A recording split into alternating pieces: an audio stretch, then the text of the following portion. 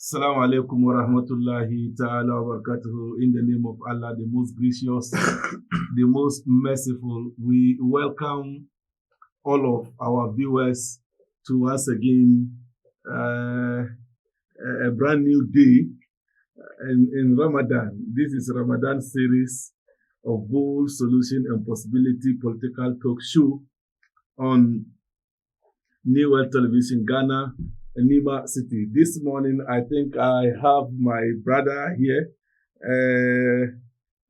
Ramadan, ABDUL-LATIF Ramadan, a political activist as usual. He's been with us here since we started this program. Myself, my name is Imam MOHAMMED SALISU SULIEMANA.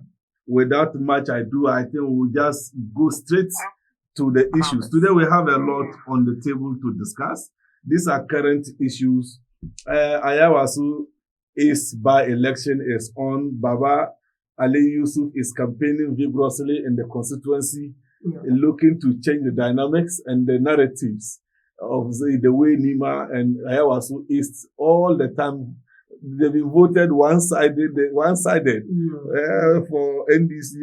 I think this time Baba Ali is coming to change the narratives. And I'm very sure that Baba Ali is going to make history by winning this seat for the first time for MPP. And I hope that we'll be touching on certain issues regarding the campaigning he is running in the constituency. Also, we have MPP General Secretary coming up with a lineup of issues and programs that we are going to be having as a party, starting with reorganization and then elections of police station executive and new executives, and from there we'll go to area coordinators, and from there we go to, let's say, constituency executives, and from constituency executive we'll go to region, then we come to national. We'll be looking at all these issues. Then we'll also be veering into cocoa matters. These are national issues and all that. And I heard that a bill was passed in Ghanaian Parliament, known as 24-hour economy bill, and the authority bill, and the president has actually signed it into law now. We are going to be looking at that also, inshallah. But first of all, I've already introduced my brother Abdul-Latif Ramadan, a political activist. He's not new to this program, inshallah. And I hope you are abreast with the issues I just raised. Yes. So if you, my brother, so now let's just zoom into the issues and see. Our brother, Baba Ali Yusuf, is contesting. Okay, so he's the secretary to this constituency. The party made an acclamation. Nobody contested him. He became the sole candidate for MPP. But issues in the MDC, you know what happened to Baba Jamal's, leading to the Baba Jamal's election and all that. Also, we have some other two independent candidates. So far, I've been observing the elections from afar by Nabil. Nabil has been posting, political activities of Baba Ali Yusuf in the constituency. I've been following him on TikToks. I'll be following him on Facebook and all that.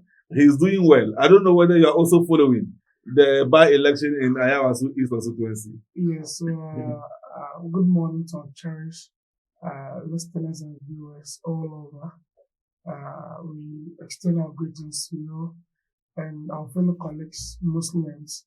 We say to you, Ramadan Kareem, Ramadan Mubarak. May all Almighty Allah subhanahu wa ta'ala accept all our prayers. In this holy month, may all our secret prayers and loud prayers be answered.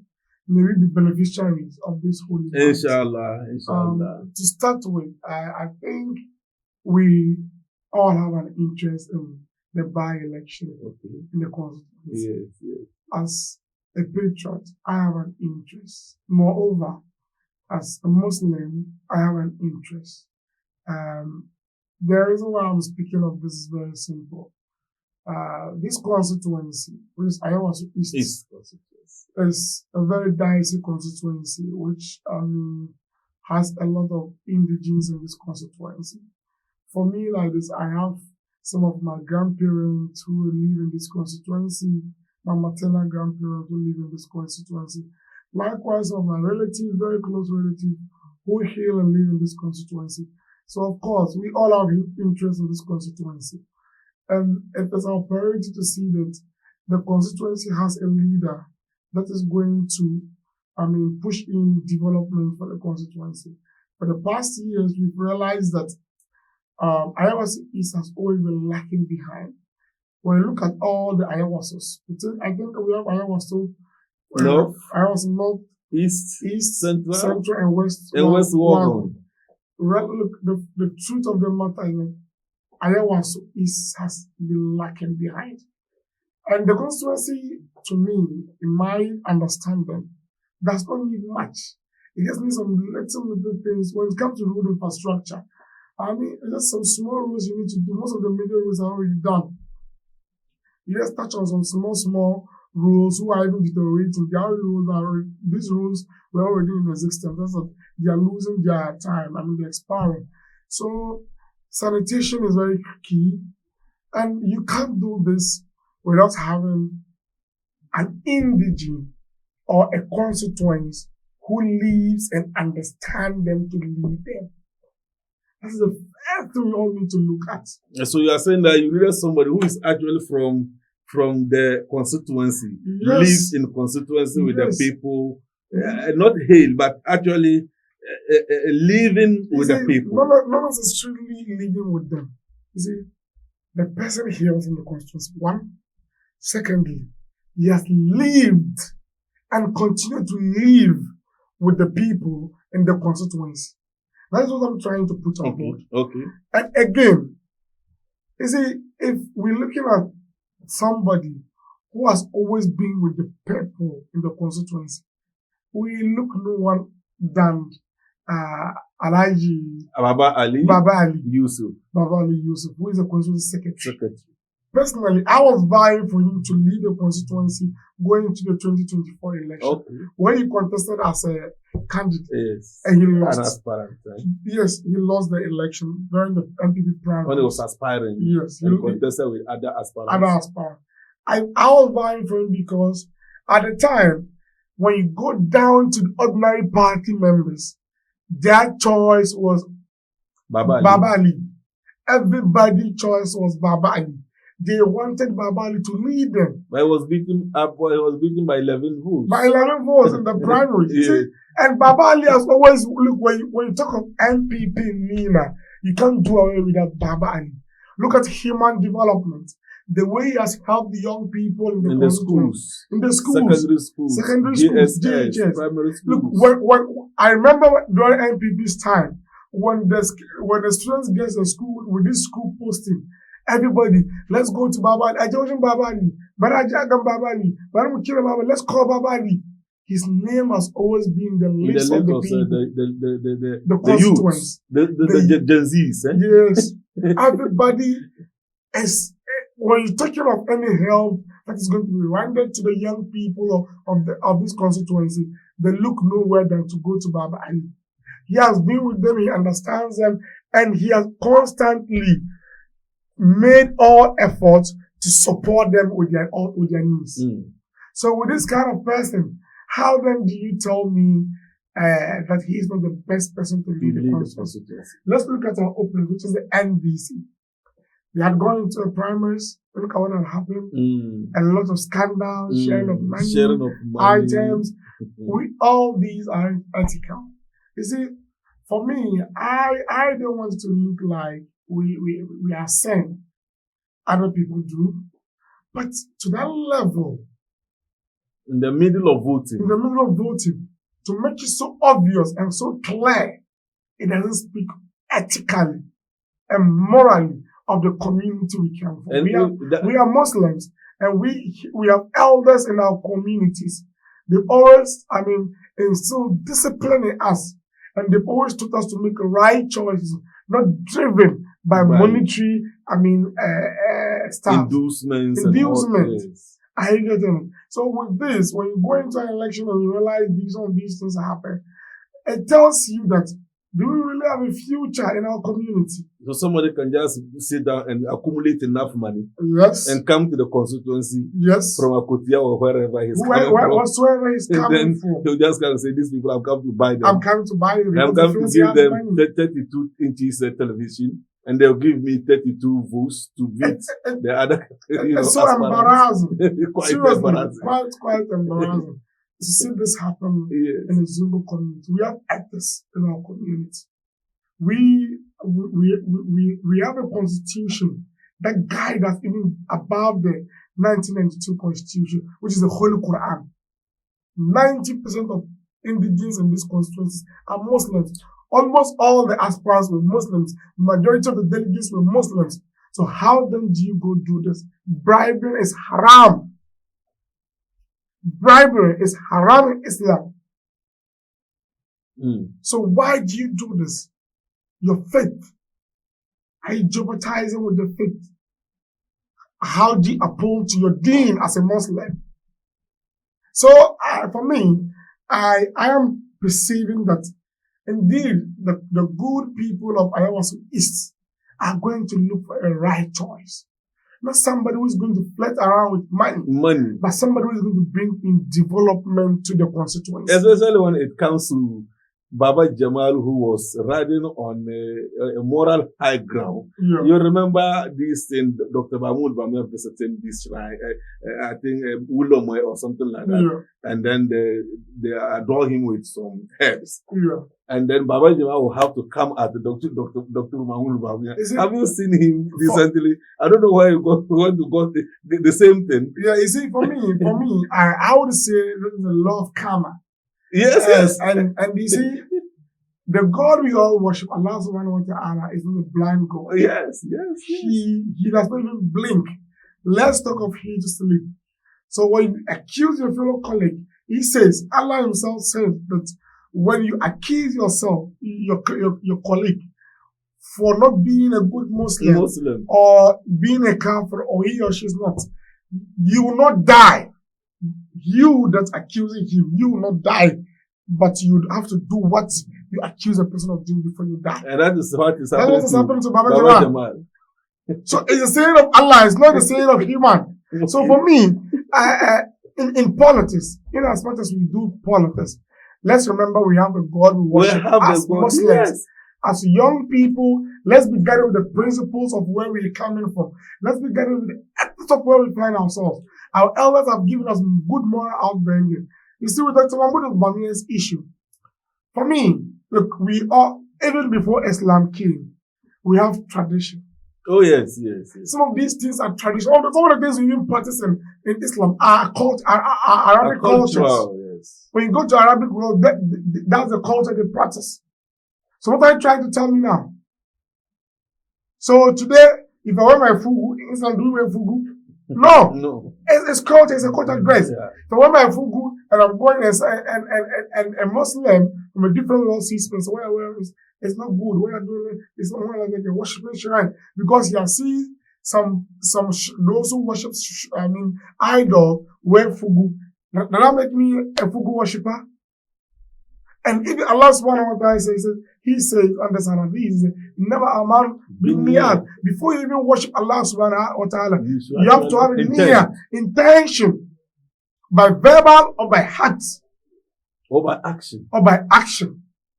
So which one Dr. Mahmoud Bawumia shows that he is going to worship idol, or he is going to the shrine to worship? And when we try to explain, they don't want to understand. The man is a vice president of this country. And he represents all of us, Muslims, Christians, adults, even those who don't even believe that there is God. But he still represents us as a political leader. Yes. So if he's campaigning and he decides to go and seek for votes, and some people say, well, this is our culture, we have to prepare this thing and hang around your neck. Should he tell them, no, you see, for me, it was all about hatred. So when I saw Baba Jamal in the regalia, in that kind of thing, I said, wow, what is this? For me, it was all about hatred and hypocrisy. And you see, hypocrisy and hatred will expose you at all times. Once you decide to play as if you are a hypocrite, meanwhile you are arrogant. with time you're going to be exposed. Because Baba And Jamal that's what was was happening to playing, Baba Jamal. he was playing holier than thou, like doctor has done something so bad, very, very, very treacherous to Islam. That Baba Jamal was so loud and condemning the Prophet said. His voices are around. He was accusing Dr. Mahmoud Bawumia. But today, look at what he's doing. In Nimo, I was asking somebody, how did he go to get this thing? They said that they prepared it from Osu and brought it. I said, how? That they prepared it from Osu shrine, and then they met him somewhere. And I learned the priestess is an NDC organizer. Okay. Can you imagine that? First of all, Ghana is a secular state. We have Christians, we have Muslims, and we have traditional worshippers. Before these main religions that come into existence in Ghana, we had our ancestors, which are the Nanano, or the Gombes will say Stiyanoma, the Fafres will say Tindanoma. Say everybody with how you pronounce and how they see them. They are there. We can't come and do away with them. That is a choice they have taken upon themselves to so do. We leave it to their faith. Let them practice whatever they want to practice. We are not going to go the same tangent at which they are gone into. No, but you see the double standards. You see the double standards of Baba Jamal. When he got doctor, the way he was actually condemning doctor. So when we try to tell him that, look, this man, he's wearing 3 apparels. Look, he's first of all a Muslim, a vice president, a politician. So he cannot discriminate against anybody, especially when we are campaigning we are canvassing for votes. They say, no, he shouldn't have done that. Say, what? So you mentioned law of karma. So law of karma has come to hit Baba Jamal. That is why we are exposing them. Yes. That is our duty. That's our responsibilities as patriots and citizens of this country, to make sure we expose anyone who tries to play a double standard. When you say you belong to green, let's see you there. When you are white, let's see you there. Don't play double standards. And sometimes it's pure hypocrisy. There's nothing that prohibits a politician from going. Don't they go to churches as a Muslim? Don't they go? I even posted one a picture where by Muntaka Mubarak, the current interior minister in the church, bowing, squatting in front of a podium, and then I say, what is this? So when the Bawumia goes, it's a problem. But when NDC goes, it's not a problem. It's not a problem. What? And for me, I think we're going to expose them. I think that we have to expose them for who they are. Inshallah. You cannot play double standards. Yes. You condemn this thing today, then tomorrow you are doing the same thing. Yes. And when we want to talk, you want to find excuses. Yes. The same excuses we were giving to that, look, this one is a politician and he can visit and canvass for votes from anybody and everybody. He actually thinks that he needed their vote. You say, no. Islam. And we told you that Islam is in the heart. It is not what you see. Of course. You understand? Of course. So, Baba Jamal and his NDC and those who are supporting him and the kind of things he's doing in this constituency is a bit appalling. Indeed it is. How can you abandon a position like a high commissioner? Your president appointing you as a high commissioner. You say, well, this one I don't like it. The seat of Nima is for sale. I will come and buy it. And I think that Nima people will have to vote him massively against him. Yes. They should throw him out. They should ask him to go back to, what do you call it, Akotia. He should go back to Akotia and go and face Amasi. And then we'll see whether he can defeat Amasi. He can survive. He can survive. You understand? All these would be determined by the good people of this constituency. I think the youth, especially the youth, they know the right choice they want. And moreover, let's make it upon ourselves a communal labor. Yes. As young people in this constituency, to reach out to everyone. We have to rise up, go out there. Where we need to go to. Let's let our people understand. Look, this is a time we need to let our own leaders. This is a time we need to let someone who understands us to lead us. Our constituency isn't supposed to be treated as option. Option. You go somewhere, it doesn't work for you. Then you run to this back. place. That's what we call double standard. Yes. So it's not a pure intent of leadership, of probably of service. It's sycophancy and yes, opportunism. Yes, trying to take advantage of situations. Yes. So we are calling on every citizen in this constituency that we're hoping and praying that we're going to make it a communal labor. Reach out to every voter in the constituency. Let them know, look, Baba Ali is the best candidate to lead your constituency. To bring in more developed human capital. Once you develop human beings, you develop in your community. Look, we need to let people understand the kind of policy Baba Ali is bringing on board. He says Nima is already a well-centered market area. Oh, yes. How do we develop our markets? How do we modern market. Give our parents loan money to go into the marketing system. You see, day in, day out, you see a lot of trucks driving into me. From all directions. Niger, Burkina, Togo, coming in. Yes. Even Nigeria. Yes, deep as Kano and wherever they come in. And we have no parking space. No parking space. Baba Ali, look, this man, I've always heard about him a very long time. He has been speaking of this thing.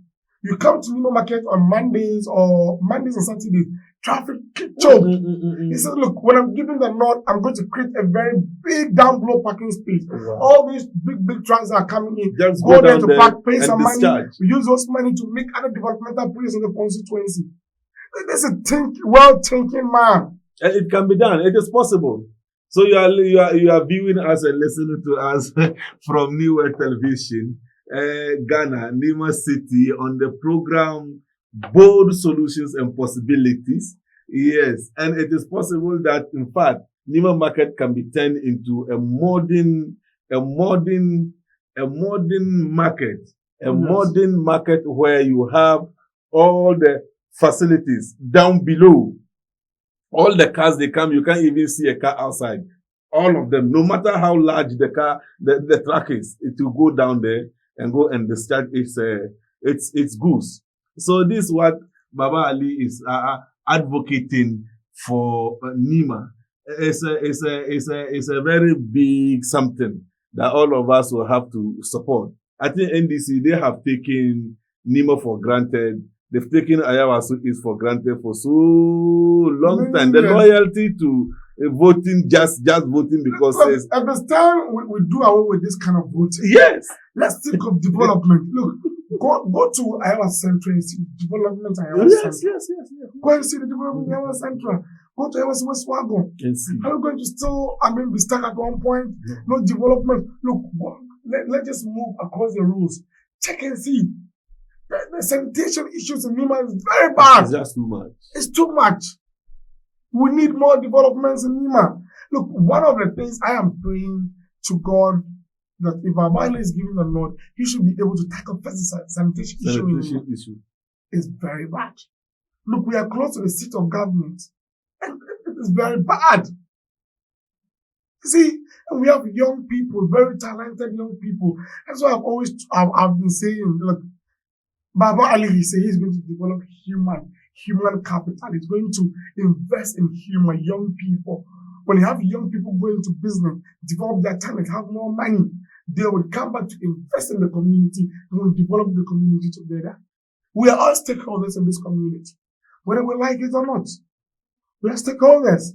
So we need to call upon, the voters in the community. Look, this election isn't about Baba Ali. It's about your development.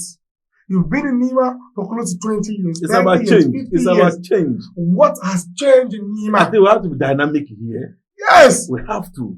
Look, let's give the NPP the chance. Let's try them. Let's try Baba Ali. After all, his vote is done also. Yes. Maybe 4 years, 3 years. Well, we've tried you. Let's give him the nod. Let's see the difference. I think it's reasonable to say that. That's the kind of campaign I want us to anchor and put it before the ordinary people. voter. Yes. Look, Look at the differences. It's an opportunity. It's an opportunity. This by-election offers Ayawaso is an opportunity. A very big opportunity. To demonstrate that we can be dynamic. Indeed. Indeed, we want change. Oh yes, we actually need change. We want change. We don't want any Akotia replica here. Yes. You understand? Whoever is coming from Akotia should go back to Akotia and go and contest. Yes. And leave Baba Ali to become the MP. And also, yes. I think that Baba Ali is doing well campaigning. I've been following, like I told you, like I've been seeing Nabil around posting and, making interesting, montages and all that. Yeah. And I think Nabil is really doing oh, great. yes. We need to commend him for that. I've been following him. I've been following on, Facebook, TikTok. I've been seeing what he's doing there, and it's good. He has taken charge of the social media sector, and he's doing wonderful there for Baba Ali. And Baba Ali, I think that you have to promote Nabil in this, Nabil is really doing well. He's really doing well in this campaign for the by-election. And I think the by-election is very close. Yes. Today, maybe it's just like with 10 days, I believe. Yes. A week. Just next week, Tuesday, the voting is. And then today, there's going to be a debate. Maybe from here, we'll go and see what is going to happen. What is going to happen. You understand? How they are going to be debating. And what Baba Jamal is coming to tell the Nima people. Alan we say that he's giving people money to. How many people can you give? Then they should tell him, if you want to vote for me, since you are giving others money, me to give you money before I'll come and vote for you. Once we try to put in risk money into our elections, we the citizens are going to be the biggest beneficiary of the effects. Yes. He comes to give you money. Take the money, vote against him. Take the money, vote against him. When you take the money, you go in it because of the money. You are going to be the biggest beneficiary of the effect that is going to come to you. Look, when he comes in, he has not made any development to you. You can't go to him. You don't want him accountable. He really doesn't even care. Yes, because he gave you money. Yeah, because he bought your vote. Yes. He gave you 32 inches television and some other items. And then you decided that because of that, you are going to vote for him. So what can you tell him? He has already paid you. And now you have given him the job. So you leave him to work. Is that also? Of course. Hey, that is what it is. But we are saying that you can take the money and still reject him. And still tell him to go back to Akotia. And go and prepare himself there. And contest there. Because that is, you can't be moving. You want to make a history that you don't deserve to make. I don't think so. I think that for those of us who are, electorates in Ayawaso, East constituency, please, can you change your term this time and give it to Babali? If it is MPP, Zongo people you say you don't like, then we are presenting to Babali. Babali, your own, you understand? Then just go there, vote for Babali. Don't look at MPP. You vote for what? Babali. Yes. So we are giving you a vote for Babali is a vote for change. A vote for development. A vote for improvement. A vote for dynamism. Yes, political dynamism. Yes. That you are not just robust. That you always vote one side, one way. No, I think that you have to demonstrate this time. And then the by-election has presented us with an opportunity for us to demonstrate our dynamism, political maturity by voting massively for Baba Ali Yusuf to become the next parliamentary member of parliament for Ayawaso East. I think enough has been said about Baba Ali and his campaign. So they will still have something to throw out there from what we just said this morning regarding what is happening in the camp of Baba Ali. Viewers, you are actually, viewing us and also listening to us wherever on both Solutions and Possibility Political Talk Show on Tuesdays, inshallah. I am with my brother.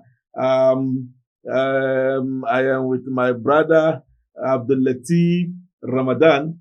He's a political activist. We've been with him here all from the time we started this program. I think 3-4 months back.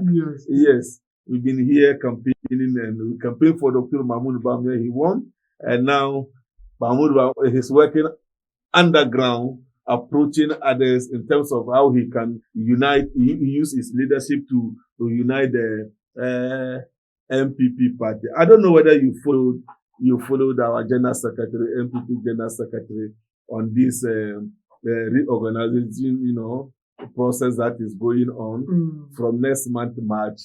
Re-registration of membership at the polling station level is taken off for 1 month, and after that month, March, April, I believe, there's going to be polling station maybe validation. I believe they say is going to be done to see those who are registered, and that will be done within April.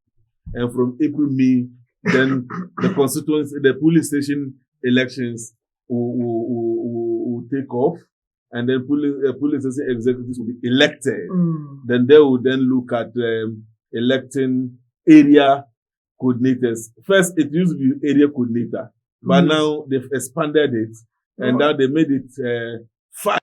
Yes, initially it was just 1 person. That's why it's. And now it was expanded to, I think, 3 people. Or 5. 5 people. And that is a good initiative. Yes.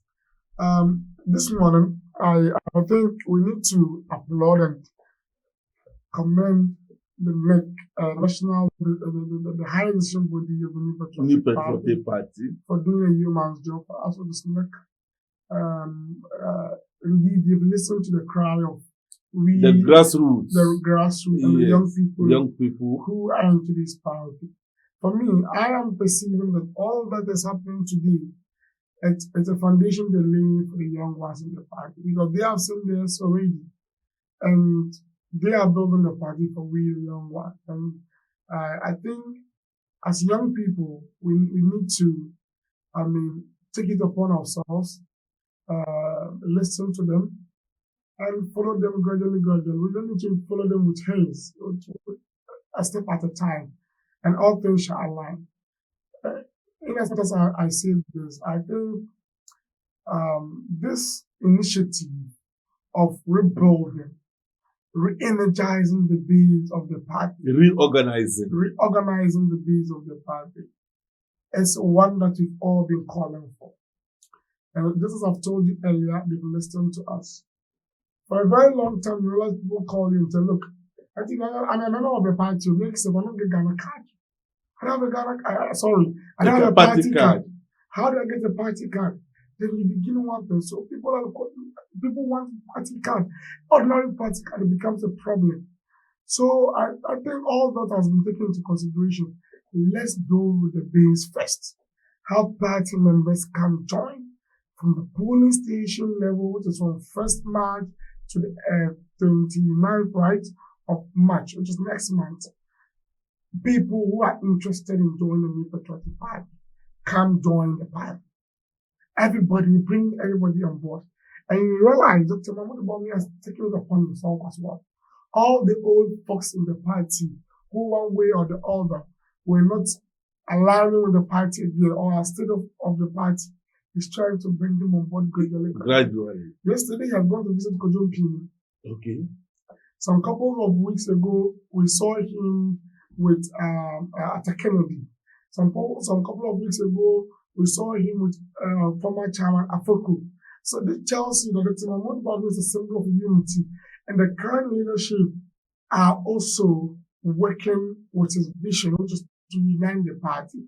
As we've spoken of, re-energizing the party does not just strengthen the base of the party, it gives a strong signal to your opponent that this party is well prepared, is well energized to come for power. With that, you have the Ghanaian voter also putting their trust in you because they've seen you energized. They've seen you hold the government accountable. They've seen you trying to bring people who aren't doing the right things to do the right things at the right time. This makes you a good political party. When given the nod, you're going to become a good governing party. So this initiative, doctor, has started visiting people like MUMIN, Paul Afoko, Atta Kennedy. I know Atta Kennedy in the run-up to the, elections of Flag Bearer. I know that he's a bit lenient towards Dr. Mahmoud. Yeah. But people like Frupon Bat were very tough. And so they are. You understand? But will you advise that doctor should actually be bold enough to actually visit Frupon Bat and say, look. For me, I don't think this is a conversation of advice. It's a must. It's a must. While the person is a party faithful. So doctor should prove him wrong. And irrespective of all the happenings, look, today who is in charge of 24, the so-called 24-hour economy? Who is in charge of Guzi? Didn't Guzi leave the NDC? He left them from a reform party. Isn't he back into the party? Atamis came and brought them all back into the party. So you see, and even with that, they left because of Atamis. Because Atamis was chosen over them. Yes, they didn't like the way. They didn't like when Rollins made the declaration. Like Republican Party was talking about, they didn't like the way Dr. Mahmoud was chosen. So as a must, we need to get him back on board. Yes, and people like that. People of such caliber. Because there are many. Yes, and we need votes. We need people. We are the elephant. The womb of the elephant condones everybody. You find different sense of people, everybody. So we need everybody on board. So I think it's a must. We need to go see him, approach him several times. When he's willing to come on board, why not? We get him on board. The man is very intelligent. Very. Some of us as young people will tap on his knowledge. Oh, yes. We would like to see him come into the party. Yes. And probably they would assign us to him to learn from him. Yes. A very great personality. A very great personality. Except that he allowed emotions to actually.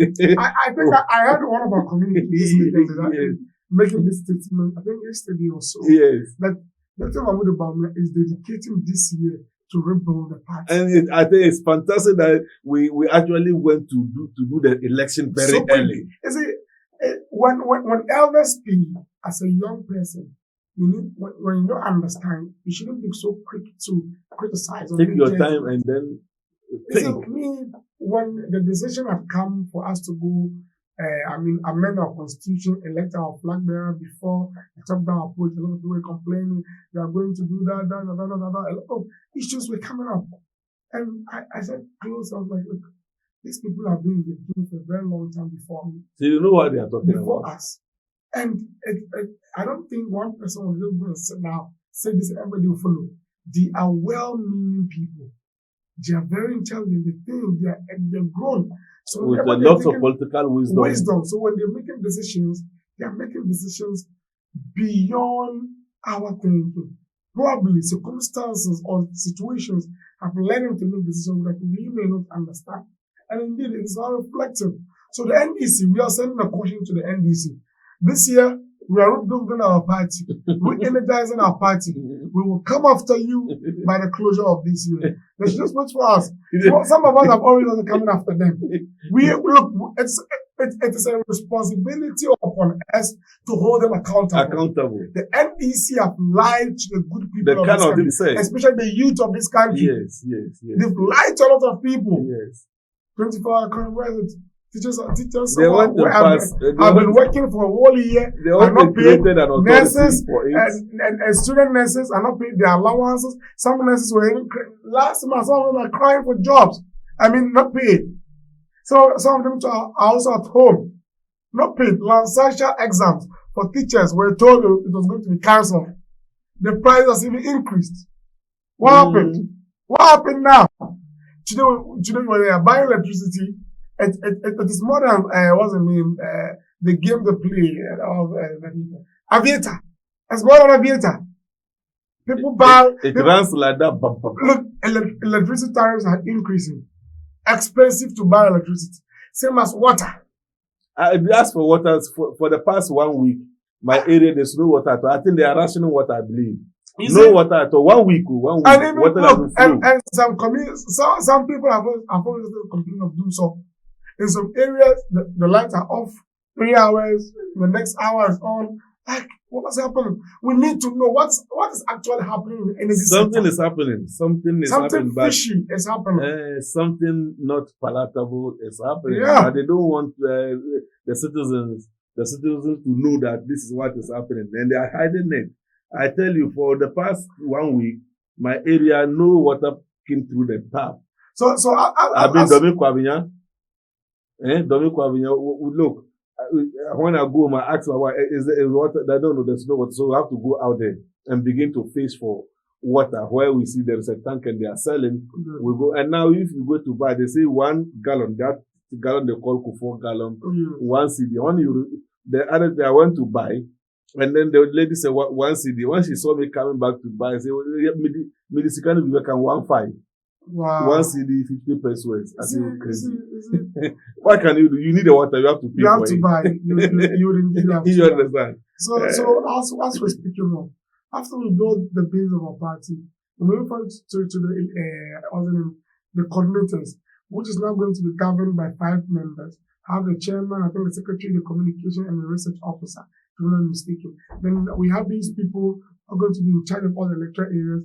We go to the constituency level, elect our constituency executives. Yes. Moving forward, and we'll go to the regional executive with 2 and years, the national executive. For me, my call is very simple. As young people in the party, don't be driven by any other agenda that does not subject to the will of the party's progress. It's very simple. If any candidates approach you, then look, I want you to support me. Think of yourself and the party first. We have a lot of candidates coming up. Oh, yes. That want to become leaders of the party. We are in difficult times and we need to win the election. We need to get the right people to lead the party.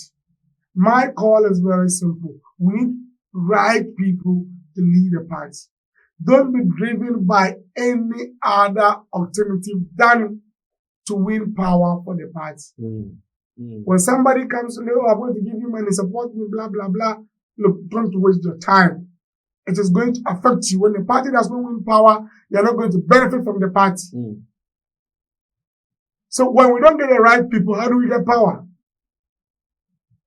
You see, some candidates are just coming to show up. Even for democracy, some people shouldn't even be allowed to even contest for elections. But here is it in a democratic rules. So for me, my call is very simple to my colleagues who are in the party, young people. Don't allow yourself to be used. Look, when the party does not come into power, we are also going to be in opposition. And we need the right people to lead and drive us to power. So when somebody comes to give you money, let's push this agenda, like gives you some small money, you take it, you go support a candidate, when you use yourself, you know, this person can't lead us to win election. Then we all find ourselves wondering, are we moving or we're still stuck at the same point? You're still going to suffer. And remember, that candidate has one way or the other been in power before. He's not going to suffer as compared to you. No, but he has. He has seen it. He's not going to suffer as compared to you. Yes. So this is just a call to my fellow colleague, young people, that we need to be very mindful and very cautious. That we need power. And there's not any other candidate. You just show your face and pushing an agenda. So what do you say to Muslims? You see, I know that I also East, West, North, these are predominantly Muslim areas, and automatically you find Muslims becoming, let's say, party officers at the constituency level and all that. But if you take a typical constituency like Domi Kwabinya, Muslims are not many there. And yet you find out that Muslims are not interested in participating in grassroots politics, like going to pick up positions. Like when I was actually doing that, they said about Imam, why do you do that? But I want to say, why should all of Muslims stay back?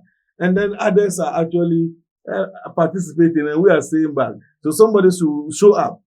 So when you show up, then, oh, Imam, why are you doing politics like that? I said, so what do you want me to do? You don't want to go there. People have, taking positions, and all the oppositions, when they come, they are looking. You have to go through a process to attract certain opportunities in life. But our people they prefer just say, oh, we are not going to be officers, and yet when it is voting, well, we are going to vote for this party. Then they ask us, so just going to vote is what you want to vote? You don't want to be part of the system? No. I think for me, this conversation is a whole conversation on its own. Okay. And first of all, I think our leaders in the Zongo community have misled us for a very long time. And they've not done due diligence to the progress of our communities across. Why do I say this? For a very long time, they've made it look as if you are into politics, you are dishonest, you are a thief, yes. You are a liar, and a whole lot. And the phrase in the House of term, siyasa. And a lot of people have a meanings for it. Some say siya, jovial. Some say, and siata, you've destroyed. We are people that destroy. And for me, I say, with fact, that it's wrong. It's wrong. It's wrong connotation. It's wrong. First of all, our deen, which is Islam, was built on siyasa. By the term siyasa is an Arabic word, siyasiya. I want to come into it. Islam itself was built on the word siyasa, which means leadership, governance, and policies. The word itself is derived from the Arabic word afiyasa, has its roots from the original word siyas. It's the Arabic original word.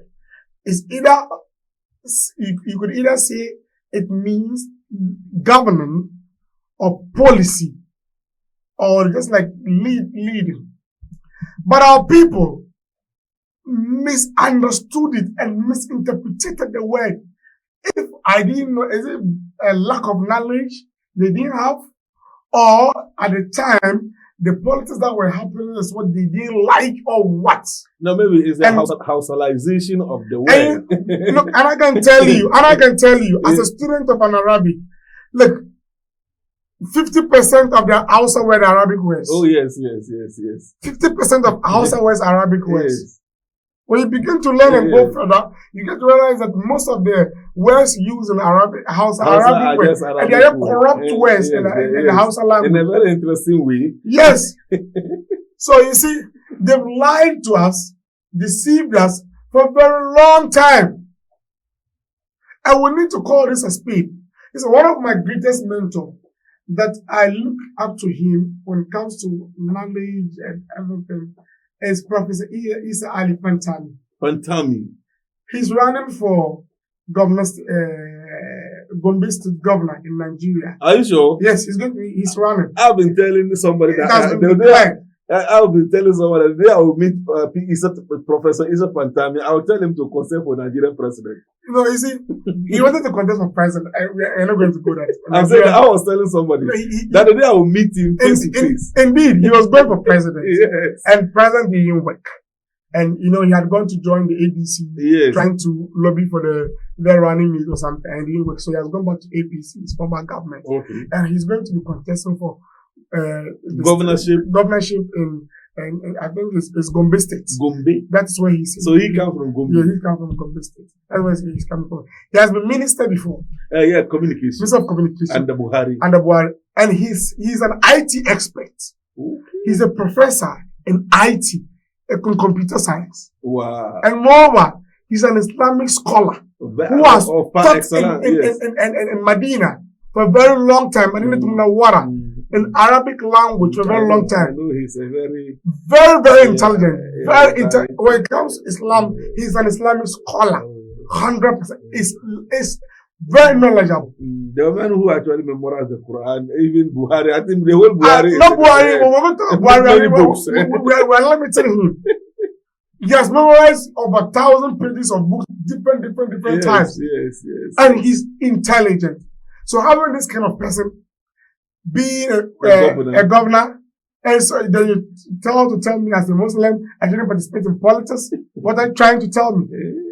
When I don't go into politics as a Muslim to help shape the community I am from, who do I expect to do that? Do you expect me to always be behind, to be a kind of person who will be criticizing without solution?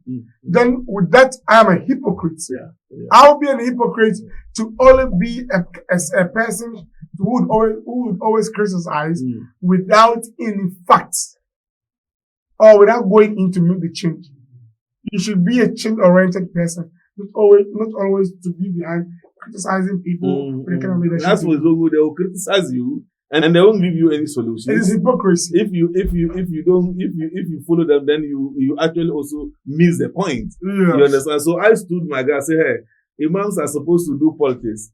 But you people, you are saying that you are imams and you are not going to do open politics. Yet you go and they do with NDC. Hey, they do. Look, they do with the NDC. I know. Pray to the 2024 election. Yeah, I know. Some Malams were getting in Kumasi in the Premier Assembly Hall, declaring themselves for your mama. Yes. Both sides, some of them in Ali Sunnah, some of them in Tijaniya, some of them in Shia, some of them in Ahmadis. They declare their support for candidates. So if any other Malam also makes it very clear that, look, I'm going to support the MPP. You have no moral right to criticize the person. It is a sign of disrespect, a sign of hypocrisy, and cajoling and trying to trying to intimidate or trying to use some kind of tactics to bring the person down. We are not going to foresee to that. Demoralize others. We are not going to foresee to that. We as young people, we have taken it upon ourselves. The next time when you see me and you see me today being a madam, don't be surprised. Yes. Don't be surprised. And that does not prevent me from doing politics. Our deen teaches us to go seek for knowledge. And it is upon whosoever that has sought for knowledge to teach and make his knowledge beneficiary to the people where he's from. And you need to participate. That's what I was trying to, drum home about. So we need to participate in politics and actively participate and participate well. And we must take positions. You can say, well, I'm when you know you are not neutral. Yes. You know, when you know you can do the job, go for the position. Why not? Yes. You know you can do it. Why shy away? Go for the position. Why do you do politics? I say, well, leave me alone. I'm going to do the politics, but I'm going to do MPP politics, not NDC politics. The most annoying aspect of it is when you're doing NDC, it's fine. But the moment you do MPP, hell to it. Yeah. Then they say, oh, Zongo. Yeah, so let's come back. So viewers, you are actually watching us on New World Television Ghana, Nima City, Accra. I am with my brother, ABDUL-LATIF, Ramadan, a political activist. We are campaigning and canvassing for change in Ayawasu East constituency for Baba Ali Yusuf. He's number 3 on the ballot. When you go, just look at number 3 and vote for Baba Ali Yusuf. Inshallah. He's there.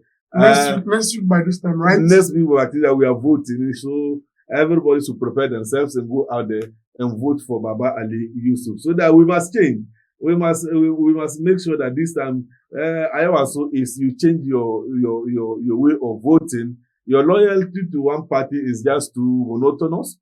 You have to, if you are loyal to one party, it's too much. Yeah, it's just yes. And the second party is fulfilling your role and trying to do things that leads to development of your community. Yes, there's no crime in that.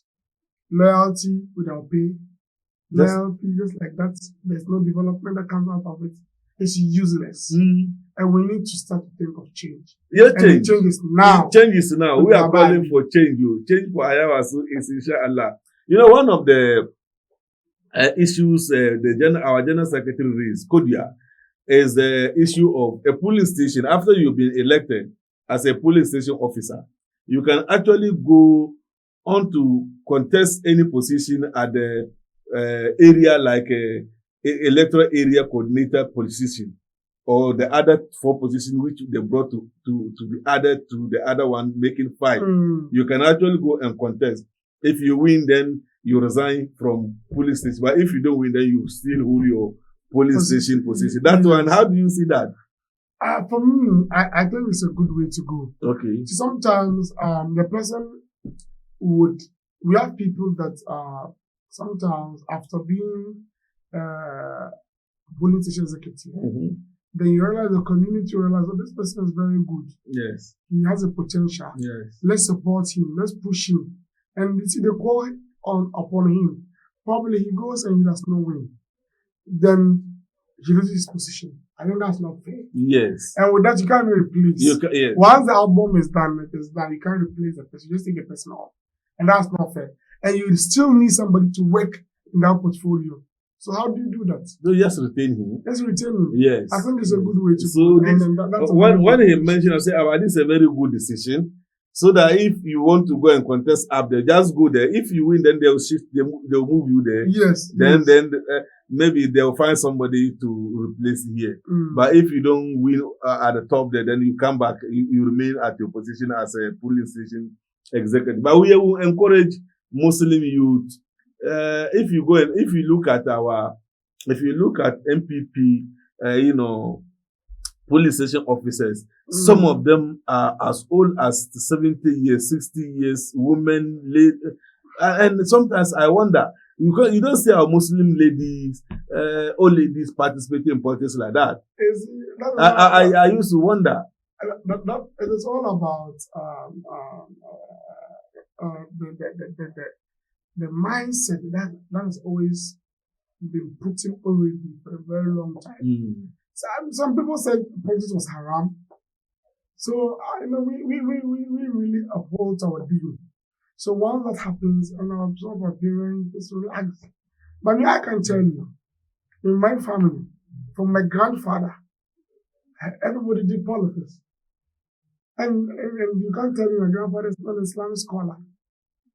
He's indeed an Islamic scholar. He did active politics. No, but those who even form MPP were Islamic scholars. Islamic scholars. Yes. And all that. And I can tell you, coming to my maternal aspect too, it happened. Even though my grandfather didn't, my grandfather didn't do politics much, but his wife did active politics in the NDC. My grandmother was very active in NDC. Wow. Until she died, she was a card-bearing member of NDC. Paid her dues in NDC. And she was known within the NDC rank and file in the Upper East region. So, for me, I think they were just trying to play mind games. When it's NDC, it's fine. When it's MPP, it's something else. It's wrong. And this is the best time. Our people need to, putting up their boots, and we'll see the way forward. This is the best time. And I'm glad and happy. When you go onto our university campuses, you see the young people who are into student politics, who are Muslims. It'll be marvelous. Oh yeah. We have a WhatsApp group on association that we call Muslim Student Politics. And we're speaking from a political party. We are all there. We have people from NPP and DC, but we are all together on the same platform, and we share ideas together as to how to help ourselves as Muslims. So for me, I think with time that is going to fade off in the system. And we have Muslims and Christians going to. Personally, for me, I think the next MPP album that we're going to put together, we need to take the old age out. But for me, that is what I'm calling for. I've always gone through my constituency album, and you see some of them who are into the album as secretary. Sorry to say, the person can't even write. Oh yes. But they're putting the person as secretary. And the album. When it comes to election, you call her, she can't do anything. Let's be fair to ourselves. The person can't do it. She's old. 70 plus 50 something years old as secretary. What can she do in election? See, with those kind of people, they should they are party sympathizers. Let's create a scheme. Some of the things that Bawumia is putting on board is what I think will help them. The old age should at least step back. Okay. Maybe for the chairman, we can give it to someone who is old, who is a little bit more experienced. Good. Woman organizing. You need a young lady. Yes, young a lady. Woman who be in her 50s, 40s. Okay, fine. Who is active, who can command respect. You see, youth organizer, you're going to give somebody who is 50 years old. Somebody you see in the album, I don't understand. You see, it's not fair.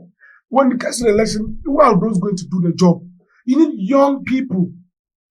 Whilst the NDC are matching up young guys and young ladies to match the ballot boxes, are these going 50 people, 60 people going to do that? And remember, you have been elected as a police executive to work for the party on the D-Day of elections. Let's be frank to ourselves. Today, some of our mothers and who are about 50 years are on drugs. Either they are taking painkillers or some BP or something. She can't do the work. At least there should be our mothers who are going to be leading us in rallies and everything. But some of them need to go out. Let's take them out.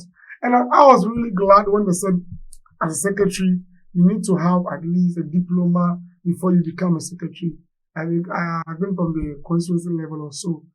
And that is a very good way to go. At the police station, you need to have a senior high school level certificate. For me, I really support that. During the 2024 election, when we're going to train agents who are going to be agents for writing was writing figures was a problem. There's not everything we can see on earth. Writing figures, either These in words or in numbers. We need to know as party faithfuls. So look, politics is very broad. Everybody was here on a field. So you can't try to play, all field in politics. You get it wrong. You play where you know how to do it best. I don't know if you get it. So for me, at this time, we're giving the youth the opportunity to become part of the system, and they would make their own choices. Once we have that, they would all march in out to support the party when it comes to election times. I can see that people are actually, gearing themselves up for positions. National organizer position is become. I don't know whether our general secretary is going to go and seek for re-election or something like that. I haven't seen anybody come at general secretary, or some people came up. So far, we've heard a lot of names. Kokofu is up. Honorable yes, and then general secretary is running, and then a guy from Kumasi. Yes, and I think SALISU, member of parliament, she's also looking. sometime had her name. Okay. So now we can't tell until the very time comes. Yes. But organizer position, Moses Abo. Moses Abo is for they call him what? Regional commander. The bulldozer they call him. Honorable Moses Abo is I think he's doing some works around, and he's showing interest in national organizer position. I'm told, okay, this is his picture. Abo is where? It's coming from Ayawasu Central. I think he contested with Henry. Yes. And then he's going for national organizer position. And then he did some iftar for Imam, let me come in. For his Imam, let me come in. Okay. So I think we need to have Moses' picture on it before I talk. Okay. Yes. So Moses Abo, the national youth organizer. Okay. Bulldozer, we call him. Okay. We call him the bulldozer not just because we call him. He's indeed the bulldozer. Okay.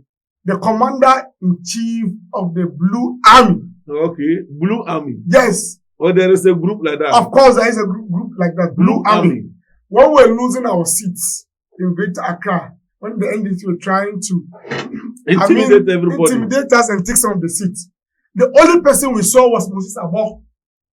In Greater Accra, should anything happen, the only person you see to stand up for the NPP is Moses Abo.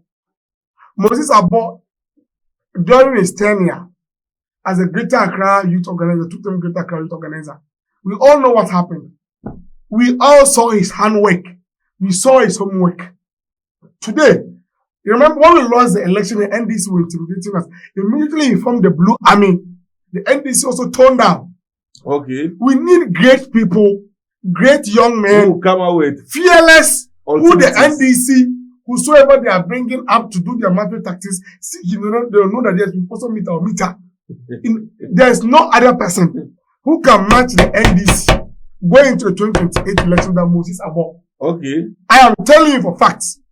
As we know, look, it's not everything we are going to talk for now. For now, we are cooling down. Okay. That is why I told you that we need power. We as young people, we are very serious and we need power. Okay. It's not about a lot of talks. Moses Abo. At the right time, yes. Moses Abo's campaign is a communal labor for some of us. Okay.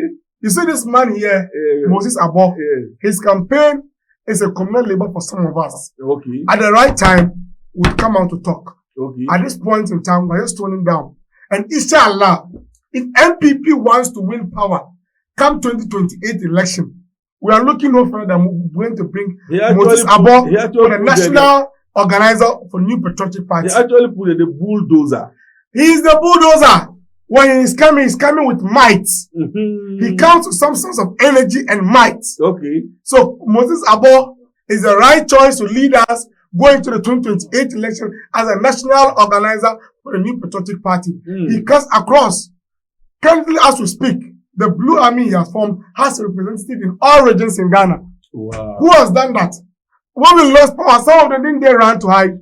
A lot of them. We are not going to talk for now. For now, we want to rebuild our party. Okay. Once we finish with the constituency election, go to national, go to regional election, then we'll come and tackle the national election. It's a communal level for some of us. Some of us would make sure some executives within the constituency level, national level, wheresoever it is, win. We'll make sure we'll put in our energy to make sure they win. Some people like Moses Abo need to be part of the national executive. You want him to win? He has to win. It's a must. Moses Abo must become the national organizer. It's a must. Okay. Look, we've gone past those times, so that they'll test and go. We don't need talk. Enough of the talking. We need action. Let's talk more action. We need action. Action is enough. Moses Abo is the best bet for us going to the 2028 election. Abo Moses Abo, the Blue Army commander. I never heard of this Blue Army. Blue Army is more vibrant than even the NDC Green Army. Look, let me tell you something. Initially, do they have Green Army? Oh, they have. I mean, initially, one of Malik was in Tally and Co. wear their green shirts. They'll be riding motors. Yes, huge motorbikes. Going around. Yesterday, one of them was one of their commanders wasn't this constituency. Did he come with a motor? Well, the youth that were supporting them, did they give them jobs? The youth are even looking for them. They are running away. Yes, they deceive. Most of these youth were even Nima boys. Babazintele is at the youth need job. They are calling him. He's running away. Are you sure? The current youth organizer, deputy youth organizer, what is his name? For NDC. Initially, he would have come with moto, doing 2K men, 6K men, body cameras. Yesterday, when he came to this constituency, he was just here. Did he do that? He can't do that. He should come and do that again. His people are looking for him. With time. They are looking for him. With time. We are just left with 2 years to general election. These people, they will run and hide. So they deceive our senior brothers in the communities that will give you job in the flat staff house, blah, blah, blah. Today, they are calling, they run away. They take, look, it's not everything we have to start talking of now. Moses Abo is the best choice for us to match the Green Army. Of course. Blue Army and why didn't you put Red Army? You know, there is a red color in MPP. Oh, we are blue. We are not for the blue symbol. So we are the Blue Army. Okay. The Blue Army led by Moses Abo. He is the commander. He is the commander of the Blue Army. Look, he has been 3-term assembly member for Malatoko Komilimile. Okay. in Iowa Central. He was once again the youth from police station to youth organizer for Iowa Central. Then he moved to what? Greater Accra Youth Organizer, two-term Greater Accra Youth Organizer. 2020 election delivered, pump, before he resigned to contest the Iowa parliamentary primaries in 2023. So I'm telling you, when we need to win the general election, we need Commander Moses Abo. He is the best choice. He's the best for us as we speak right now. He has also taken up the initiative of forming the Blue Army. Blue Army was formed immediately we lost 2024 election. And go to the Upper East region, they have representatives. Go to Northern region, they have representatives. Just go to any other region and see whether Blue Army has representatives or not. This person, with this kind of person, then we just throw him away. Do we need power? Do we need power? We need power. We as young people, we need power. This is our time. We need to see, look, our parents are suffering. The cocoa farmers are suffering. We need to win power and make sure things go on well in this country. So Moses Abo is the best choice for us. Yes. Moses Abo is the best choice for MPP going into 2028 general election. Viewers, you are watching us on New World Television Ghana. We are an online, social media platform on the Bold Solution and Possibilities political talk show.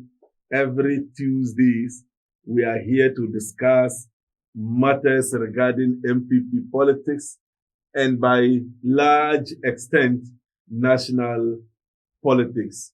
I'm here with my brother, ABDUL-LATIF Ramadan, a political activist, a Blue Army supporter, a Blue Army member.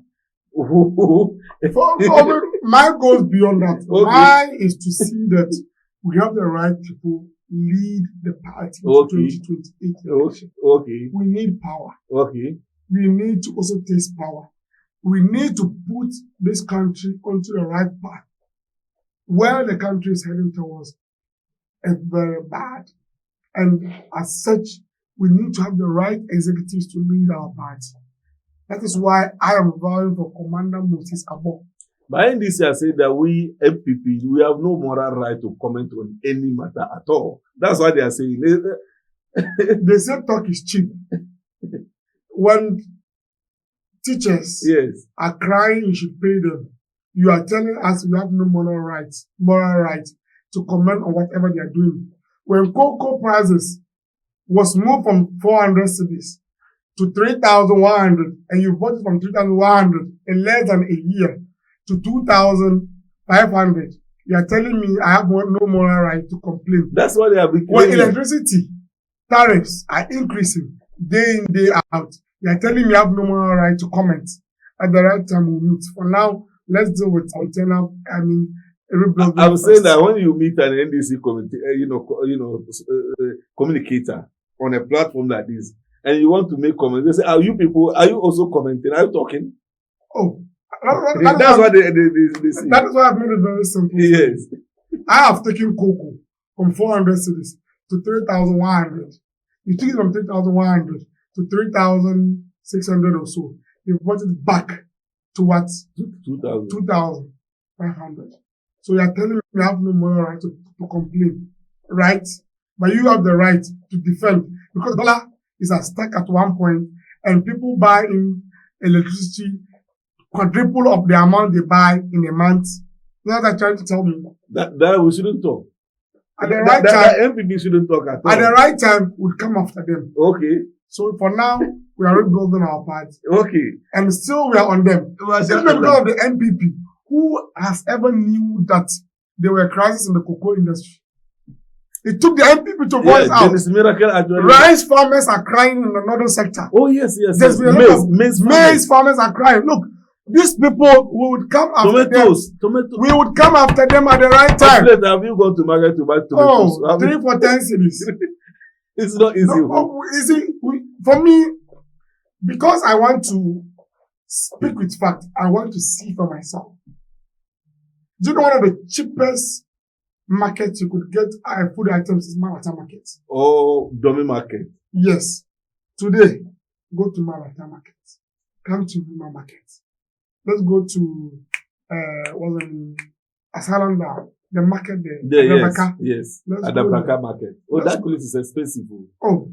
That market is very expensive, Adabraka market. You see, that is very expensive. So let's come to the local. Let's come to Nima. Let's say Medina market. Let's go there and come back. How much do you used to buy Belako Active when NPP was in power? I went to my constituency last month. I bought Belako, the medium size for 5 cedis. That is a bossel. I used to buy that water for 350 pesos. Less than a year. Prices are even, fuel is even decreasing. And I'm buying. And then inflation is, they say inflation is at 3%. These people, and yet the items are moving on. You see, it's just like you've gone to marry a new Amaria. With time, she'll humble herself. So it's everything that's when she gets pregnant for the first time, you know that this is what is so for Amaria. Yeah, with time, she'll humble herself. So the issues are very interesting. So let's go to Parliament. I was told, or I heard, and they are actually going around and saying that, well, they have passed, they've created an authority out of 24-hour economy authority, and they passed the law, and the president has quickly signed that into. What is the effect of this law? What is it going to do? First and foremost, 24-hour. Do we need a law like that? I'll come to it. 24-hour economy is driven by demand and supply. When there's a high demand for a commodity in an industry, you as an industry or the company, you'll be compelled to extend your production hours. With that, you're going to employ a lot of workers. It's all about 24-hour economy. But you don't sit down to propose 24-hour economy, which we told them that what they are doing is not possible in the thinking of man. But what we are doing is rather going to need 24-hour economy, which is the one district, one factory that we have begun. When production begins, go to the mining sectors. Those in the mining company, they'll tell you, when you work in a mining company, you run shifts. Those who come morning, and those who come at night. That's how 24-hour economy is all about.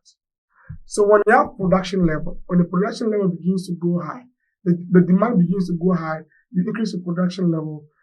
Whilst you're doing that, you're going to need more workers, you're going to employ, then you're going to 24-hour cycle of operation. Good. That is where 24-hour comes in. Moving forward, the so-called 24-hour economy bill that are going to pass, which is the 24-hour economy authority bill, has not captured any single page that has to do with creation of jobs. There's no page in the 24-hour economy authority bill. So it's just a title. That has to do with the creation of jobs, which is the 133 that they've spoken of. What the bill intends to do is supersedes over industry to see them operate 24-hour economy, which does not make sense. It doesn't. And even with that, they are going to put in resources into it. Employ people to foresee 24-hour economy work in government industries. When there's no demand. When there's no demand.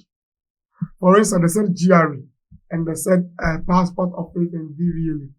Tell me, who goes to GRE at midnight? Who will go there? For what? For what? Who goes to passport office at midnight? For what?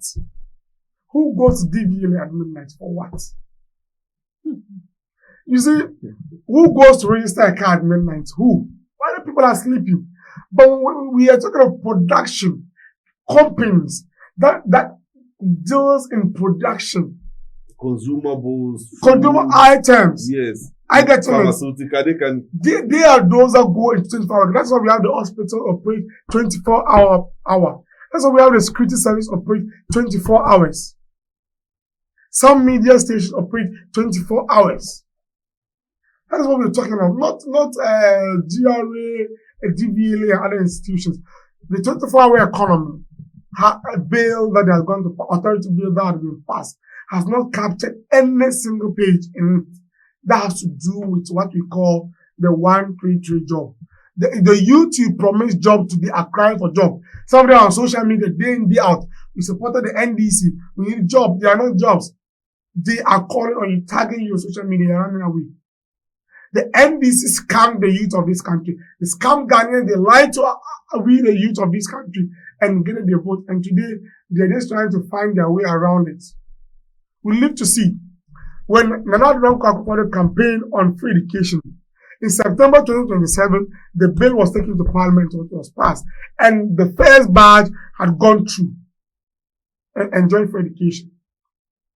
So, what I tell you to tell me, a year had already gone, we will not see any change. There's no 24-hour economic, operation. What are they trying to tell us? It's a scam and it's a lie. And the NDC lied to the good people of this country. That's what we have to say for now. We have to get the documents. We have to get the full document, since we'll be discussing this document. Yes. And we have to know any single word which is captured in this document. Yes. So that when we are talking, we'll be talking with facts. Yes. And we can actually make sense out of what we are talking about. Otherwise, as we sit here, we can consider this bill or this law to be the title should just be 24-hour economy, and yet when you go in there, you can't see anything about it. There's nothing. It has nothing. Because I learned they are building some markets, and they are labeling those markets 24-hour economy. And not today we started building markets in this country. That's the point I'm trying to come at. So you see, there are some markets that run 24 hours. Okay. There are some markets that run 24 hours. And it's not the entire market. It's some portion. Let's go to KTM market, for instance. Go there at midnight. There are some people that operate, those who sell shoes. One way in Kumasi, those times when I was schooling in Kumasi, when you want to buy nice, sandals or shoes, you go to the market at midnight. We call the Roman Hills. Okay. You go to Roman Hills at midnight. That is where they bring the fresh goods at midnight. You get the first selection. Then you buy from that. So what are you trying to tell me? When you go to the Kumasi market at midnight, at dawn, when you need fresh cassava and plantain from the villages, mostly they come in at midnight and dawn. So you need to buy fresh, especially vegetables. When you need to buy pineapple fresh, go to the market at dawn. You've done that in between 3, 4, 5. 3, 4, 5. That's when the cars come in. They bring them down. And those who bring them are standing there, you buy them, and they are less costly. Before the market women even come to buy them and sell them in the market. Where they will go and be managing the prices and all I'm getting that. It. Okay. So this is nothing new, and this is not the first time we are building markets. And so to make them 24-hour markets does not obviously make them run 24 hours. So I think even the policy has no blueprint. It's just a campaign message. And they are not trying to find a way around it and not hit them around. So what they are trying to do is to hoodwink people and say, well, we have brought a bill, we've made it a law, and we have an authority there. Yes. So that if you have a book like that, a document like that has no legs to stand on, what becomes of that document? It's useless. It's just useless. So how are they going to be responding to this 1 job 3 sheets? They are going to respond to it when it comes to 2028 elections. The youth of this country they deceive will give them answer come 2028 elections. Okay. And that is if MPP we can make good out of this. Imam. If we can turn it into a political weapon. Imam, we don't need to turn it into a political weapon. The youth of this country, come 2028, will give the NDC an answer to the 133 policy. Okay. Yes. The youth of this country, come 2028 election, they will require, at the polls, will give them answers to the 133. You see, right now, Malik Basantani cannot ride motor around again. No, I don't know why he kept that motor. You see, the deputy youth organizer yes. cannot ride motor with his Green Army again. Green Army. So when we get to 2028 election, who is the deputy youth organizer? I think it's something Ayarga. The majority leader's younger brother. Oh, okay. Usman Ayarga. Usman Ayarga. He's called Usman Ayarga. He was appointed, not elected. I don't know whether he's elected or appointed. I can't best. I think within the NDC they elect. Yes. I think within the NDC. Oh, they elect all the officers. Yes, they elect all the officers. So he's elected. Okay. So you see, you see, Akotia by election. No, but then they were still in the honeymoon. They were enjoying the goodwill. He took motors there. I think going around. Yes. He should come to Nima and do that. Yesterday was in Nima. Why didn't he do that again? Alan now, the organizer himself is a Galamsey. Joseph Yamin is the one. It's alleged. Alan is the one who distributes the lands. Where they used to have to go and do It is alleged. Well, I don't know, but it's alleged. Alan ordered for an investigation into this matter. So the investigation. Let's wait when Erasmus Asari went to cover a particular, and then the man's name was called, and he came actually to tell the president to disband. In fact, he said. President should disband this task force is set to investigate, to clamp down on the... Imam, until proven guilty is alleged. But the real answer would come 2028. So and the young people, yes, very giving them answers on social media. In their comment section. Yes, Joseph Yami. Joseph Yami, it is alleged. Yes. Joseph Yami, it is alleged that you are now the kingpin of Galamsey. It is alleged. Alleged. So until proven guilty. Until the report is out and you are found to be involved in Galamsey, then for now it is alleged. And President says you should investigate. The real answer would come 2028. And the first thing they reflect of it in their comment section. Okay. On Facebook. Okay. On Twitter. On TikTok. Okay. You see, one thing I can tell you for sure is, look, the youth of this country never disappoint. No, they never. They know what they're about. They know what they are doing. Yeah. So we are now almost, our time is almost up, and then we'll be wrapping up soon. So far, we've been discussing the issue regarding Ayawaso by election. And for us, those of us who are seated here, we are canvassing for Baba Ali Yusuf to be elected, to become the next MP for Ayawaso is constituency, and we are urging all our Zongo voters, Zongo electorate, Ayawaso is electorate, go out there massively, because the majority of elected here are Muslims, yes. And we are urging them to go out there and vote for Honorable Baba Ali Yusuf. There's an alternative. So the man coming from Akotia should be sent back to Akotia straight away. Tell him, we won't give you the seat. We will give it to our son, Baba Ali Yusuf. Is that also? Yes. He also deserves to go to Parliament. We don't want people to come and be renting these seats. He's coming to rent it. We won't give it to him. Is that also? We won't allow him to rent it by just coming to buy the NDC delegates. And then by that, they say, well, since I've become the candidate, automatically, I also think people are going to vote for me. It shouldn't be so. The man should be sent back to Akotia. Baba Ali Yusuf is there. Alternatively, vote for Baba Ali Yusuf and change the narratives, the NIMA voting. Change the NIMA voting. Be dynamic in voting for Baba Ali Yusuf. That is our candidate. Ballot number 3, please. On the 3rd, next week around this time, we are voting. And today, Tuesday, I think there's going to be a debate. And from studios, we are going to be heading towards. We are going to see how the debate is going. What time is it? I think that 3 o'clock. Okay. We are going to monitor. Yeah, we'll monitor. Maybe by that I will not be in Lima. I will be somewhere else. If I am able to wait up to that point, then it will be nice. So, my brother, yes.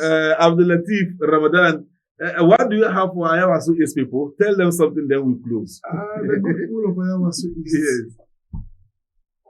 You voted for a particular party for a very long time. This is a time for change. This is a time we need to have new developments. So sanitation issues, you need to resolve them. And the best person that could do this for you is no other person than Honorable Baba Ali. We're calling on you. Vote for your own. Vote for one who understands you, who has been with you, who would represent your best interest. Baba Jamal, he is number 3 on the ballot. We urge you to vote for him. Thank you very much, the good people of Ayawaso East.